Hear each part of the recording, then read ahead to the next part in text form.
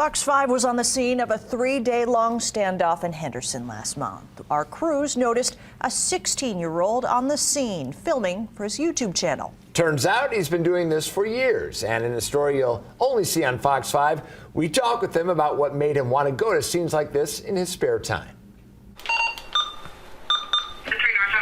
I usually get like butterflies, like I kind of have that sense it's something big. Gio Falcone, a sophomore in high school, keeps 4 police scanners on his desk at home, which he keeps turned on in case there's a crime scene he wants to go to. When you get that good one, it's just exciting. Bunch of adrenaline. He goes to watch and film first responders doing their jobs. I always loved how they help people, and I just thought it was amazing, like risking their lives just for complete strangers. After the scene is cleared, he puts together the clips and posts them on his YouTube channel, Critical 911, which has about 15,000 subscribers. Gio's dad, Daniel, remembers when this started, when Gio was only 11. He says, Dad, I want to go see this call. I want to film it and take some pictures. Will you take me? Mom was usually the one who took him to scenes at first. To begin, they wouldn't let Gio go to situations with firearms, but then they saw how he conducted himself on the calls and heard from the officers who saw him there. I've had police officers come to my house, I kid you not, knock on the door and say that you're Gio's dad, yeah. And they tell me how much they appreciate him and respect him and what a great kid he is. That's some dad pride right there. He understands a lot of things that, somebody in field training or somebody in the academy don't even know yet. Officer Eric Nielson with Henderson Police has seen Gio at countless crime scenes and is amazed at his recognition skills. When I met Gio at a barricade at this intersection in Henderson back in April, he was filming for 8 hours that evening.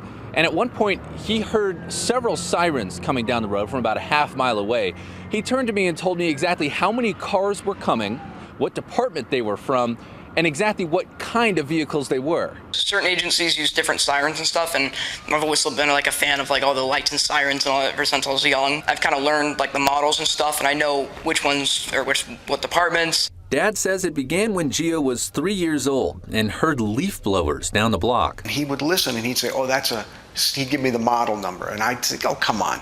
And we'd get in the car and go, and it was exactly what he said. Years later, after Gio has perfected that skill, he's gotten close with the officers who drive his favorite vehicles he hears coming down the road, the SWAT team. They always say hi to me, even if they're like responding through the intersection or whatever. They'll wave or go on the PA and say, what's up, Gio? As for the future, Gio's torn between being a firefighter or a policeman after high school. I have my whole plan set up. I want to get like my EMT basic either way if I do fire department or police. Officer Nielson says Gio's skill set is perfect for his goals. Being able to take it all in, like a sponge, it's only going to make him that much more of an asset whenever he straps on this uniform or fire departments. And until he does put on the uniform, Gio counts himself lucky to be around Southern Nevada's finest. I look up to them.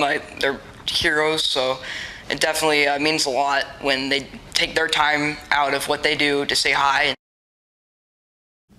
In just a few months, Gio will take his driving test and says once he gets his license, he will be able to go to crime scenes further away from home. The car he will drive is a decommissioned police cruiser. If you want to check out Gio's YouTube channel, we have a link on our website, fox5vegas.com.